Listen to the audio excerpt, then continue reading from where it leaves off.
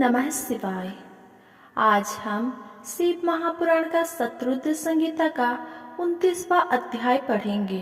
उससे पहले हमने पिछले अध्याय में पढ़ा था वैश्यनाथ अवतार वर्णन, तीजेश्वर अवतार, यतिनाथ हंसरूप अवतार। आज हम पढ़ेंगे श्री कृष्ण दर्शन अवतार।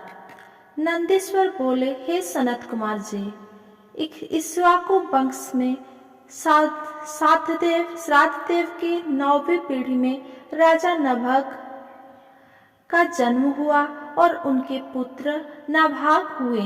नाभाग के पुत्र रूप में अम्बरीश का जन्म हुआ। वे परम विष्णु भक्त थे।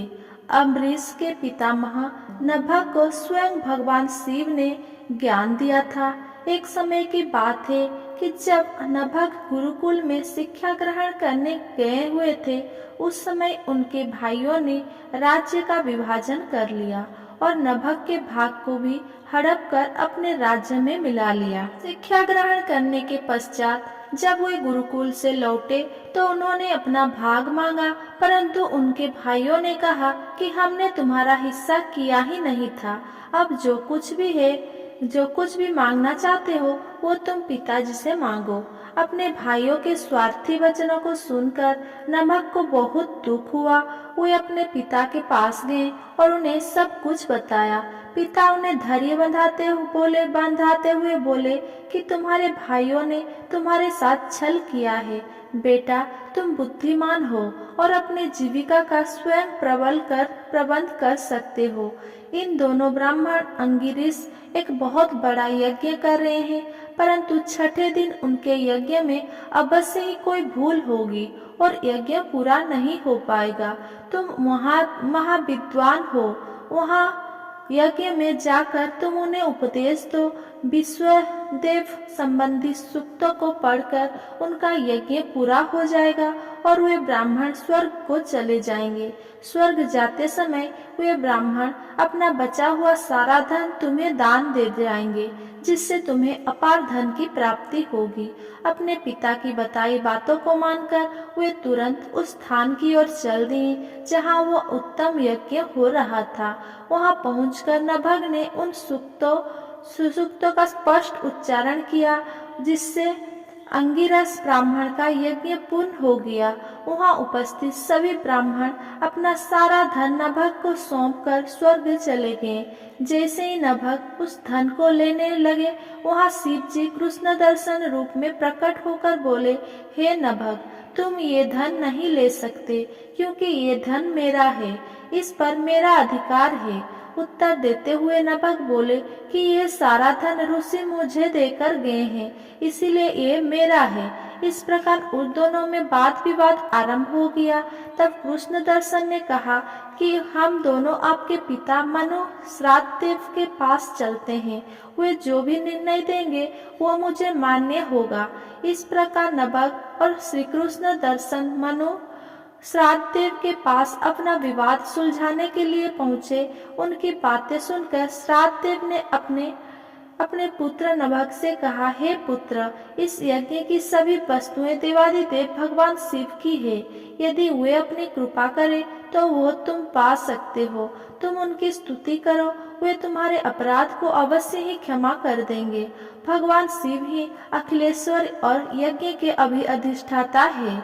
ब्रह्मा, विष्णु सहित सभी देवता, सिद्ध और ऋषिगण उनकी आज्ञा से ही कार्य करते हैं। ये कहकर श्राद्धदेव ने अपने पुत्र को लौटा दिया।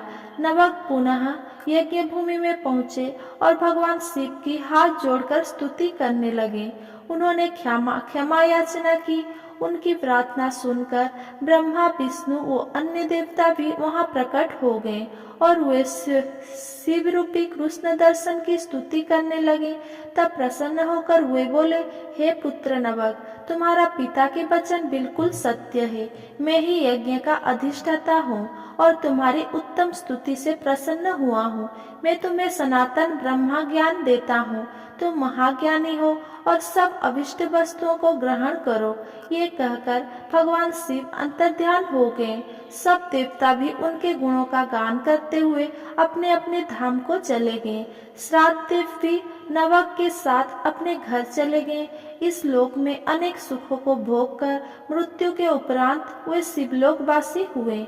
इस प्रकार मैंने भगवान शिव के कृष्ण दर्शन नामक अवतार का वर्णन किया। इसे सुनने अथवा पढ़ने से सभी प्रकार के लौकिक और पारलौकिक मनोवांछित फलों की प्राप्ति होती है। 30वां अध्याय भगवान शिव का अवधूतेश्वरावतार। नंदीश्वर बोले, हे ब्रह्मपुत्र, एक समय की बात है, देवगुरु बृहस्पति ने देवराज इंद्र और सब देवताओं को साथ लेकर त्रिलोकीनाथ देवादिदेव भगवान शिव के दर्शन करने के लिए उनके धाम कैलाश पर्वत की ओर प्रस्थान किया। देवराज इंद्र की परीक्षा लेने के लिए महान लीलाधारी भगवान शिव ने भयंकर अवधूत का रूप धारण किया। अग्नि के तेज से प्रज्वलित विशालकाय वे पुरुष बीच रास्ते में ही विराजमान हो गए। बृहस्पति जी के साथ इंद्र और अन्य देवता अद्भुत विशालकाय आकार वाले पुरुष को अपने मार्ग में बैठा देखकर आश्चर्यचकित हो गए। इंद्रदेव क्रोधित हो उठे। वे भी भगवान शिव को नहीं पहचान सके। वे पूछने लगे, तुम कौन हो? तुम्हारा क्या नाम है और तुम कहाँ से आ रहे हो? मुझे जल्दी से बताओ। भगवान शिव क्या अपने स्थान पर ही विराजमान है या फिर कहीं गए हुए हैं? मैं देवगुरु और अन्य देवताओं के साथ कल्याणकारी परमेश्वर के दर्शन के लिए यहाँ आया हूँ। उनकी ऐसी बातों को और प्रश्नों को सुनकर भी अवधूत रूप धारण किए शिव जी ने कोई उत्तर नहीं दिया। देवराज ने दोबारा पूछा। शिव जी फिर भी चुप रहे। देवराज इंद्र के बार बार पूछने पर भी महायोगी शिव जी कुछ नहीं बोले। तब देवराज अपने ऐश्वर्य के घमंड के कारण क्रोधित हो उठे और जोर से चिल्लाते हुए बोले, ओ मूर्ख, मेरे बार बार पूछने पर भी तू कोई उत्तर क्यों नहीं देता है? अब मैं तुझे मेरी तेरी करने का फल देता हूँ और तुझ पर अपने वज्र का प्रहार करता हूँ। देखता हूँ तुझे मुझसे आज कौन बचाता है।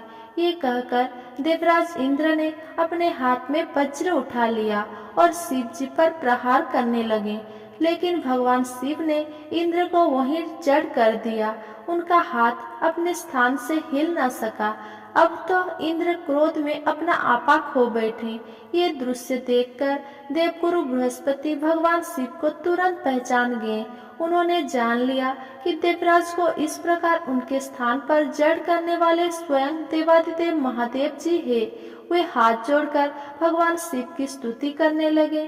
फिर उन्होंने शिव जी से देवगुरु इंद्र के अपराध को क्षमा करने की प्रार्थना की। बृहस्पति जी बोले, भगवान, आपने अपने नेत्र से निकली हुई ज्वाला से इंद्र की रक्षा करो, उसे जीवन दान दो। तब भगवान शिव बोले, क्रोध में निकली इस ज्वाला को मैं वापस नहीं ले सकता। शिव जी के इन वचनों को सुनकर बृहस्पति जी बोले कि आप इस ज्वाला को कहीं और स्थापित कर दीजिए। ये सुनकर शिव जी मुस्कुराए और बोले, हे देवगुरु, इंद्र की जीवन रक्षा करने का कारण आप जगत में जीव नाम से भी प्रसिद्ध होंगे। ये कहकर उन्होंने अपने नेत्र से निकली ज्वाला को हाथ में लेकर समुद्र में फेंक दिया। समुद्र में गिरते ही वो ज्वाला एक बालक के रूप में प्रकट हो गई। वो बालक सिंधु पुत्र जलंधर के नाम से विख्यात हुआ। भगवान शिव ने ही देवताओं के आग्रह पर उसका वध किया था। अवधूत रूप में ऐसी लीला करके शिव जी वहाँ से अंतर्ध्यान हो गए और देवराज इंद्र, बृहस्पति जी व अन्य देवताओं के साथ प्रसन्नता पूर्वक घर को लौट गए। 31वां अध्याय भिक्षुवर्य शिव अवतार वर्णन। नंदीश्वर बोले, हे मुनि श्रेष्ठ, विदर्भ नाम के एक नगर में सत्यरथ नामक राजा का राज्य था। वो भगवान शिव का परम भक्त था। एक बार उसके नगर पर उसके शत्रुओं ने आक्रमण किया। राजा सत्यरथ ने अपने शत्रुओं का सामना बहुत दृढ़ता से किया, परंतु वो युद्ध में हार गया। उसके शत्रुओं ने उसे मार डाला।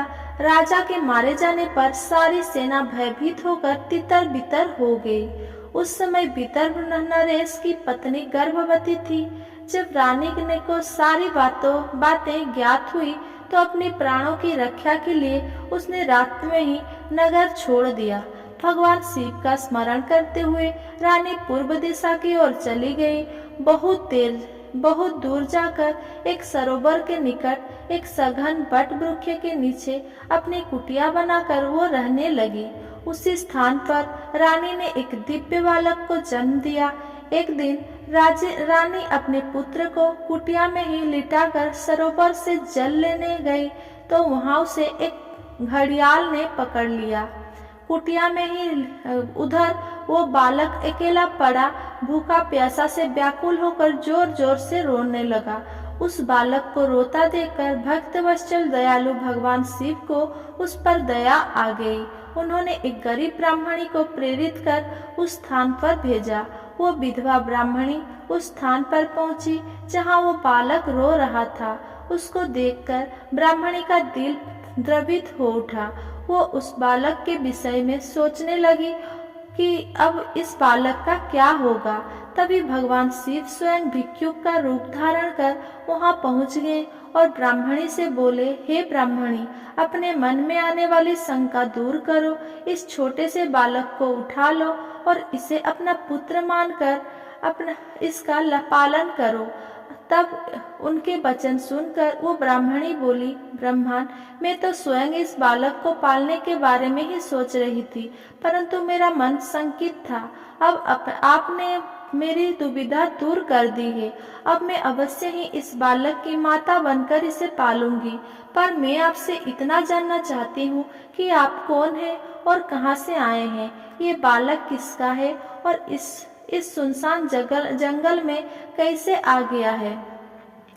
भिक्षुवर, आपको देखकर मेरा मन बार बार ये कह रहा है कि आप दया और करुणा के सागर भगवान शिव हैं, जो अपने भक्तों की रक्षा के लिए यहाँ आए हैं।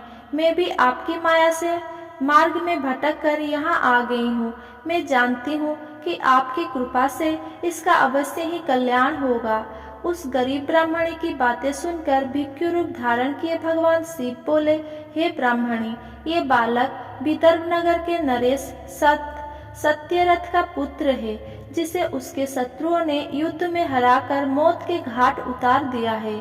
सत्यरथ की गर्भवती पत्नी नगर से भागकर यहाँ आ गई थी।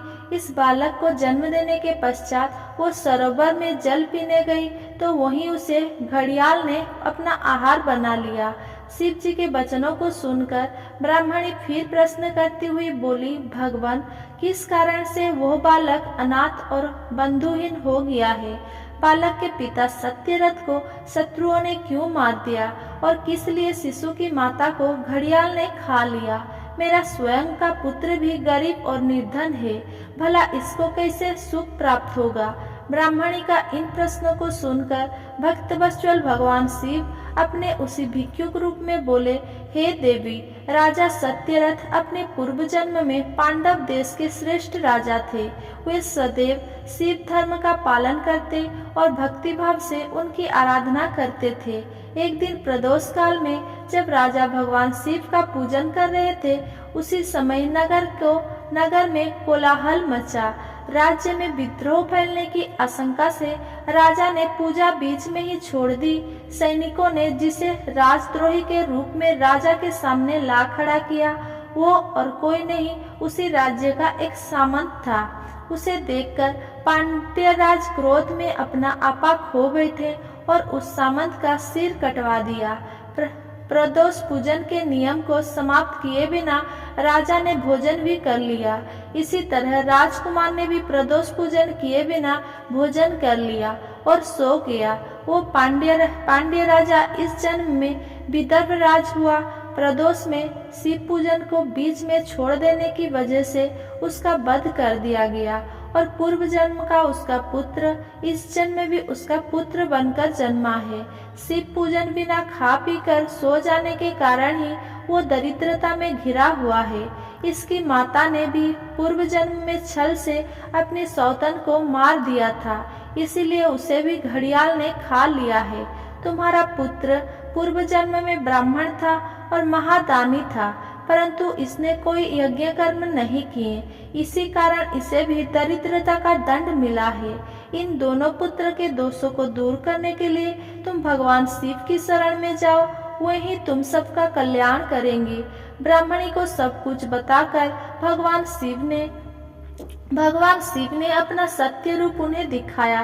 साक्षात भगवान शिव के दर्शन कर ब्राह्मणी कृतार्थ हो गई और हाथ जोड़कर शिव जी की स्तुति करने लगी। तब आशीर्वाद देकर महादेव जी अंतर्ध्यान हो गए। तत्पश्चात वो ब्राह्मणी उस बालक को अपने साथ ले गई। फिर वह अपने पुत्र के साथ एक चक्र नामक गांव में रहने लगी और अपने दोनों पुत्र का लालन पालन करने लगी। समय आने पर ब्राह्मणों ने उनका यज्ञोपवीत संस्कार किया। दोनों सांडिल्य मुनि के उपदेश सुनते और शिव जी की आराधना करते समय बीतता गया। दोनों पुत्र बड़े हो गए। एक दिन ब्राह्मणी पुत्र को नदी में स्नान के लिए जाते समय सोने से भरा कलश मिला। उस सोने के कलश से उसकी गरीबी दूर हो गई। फिर भी वे नियम से शिव जी की आराधना करते। एक दिन वे वन में गए।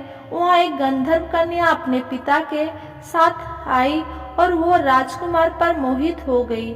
उसके पिता ने उसका विवाह राजकुमार से कर अपना राज्य उसे सौंप दिया। ब्राह्मणी वहाँ की राजमाता हुई और ब्राह्मण पुत्र उसका भाई। अब वे सब लोग प्रसन्नता पूर्वक राज सुख भोगने लगे। भगवान शिव का भिक्षुवर्य अवतार पुरुषार्थ का साधक और अभीष्ट फल देने वाला है। अगर मेरा ये वीडियो आपको पसंद आया हो तो मेरा वीडियो को लाइक कमेंट शेयर करें एंड मेरा चैनल को सब्सक्राइब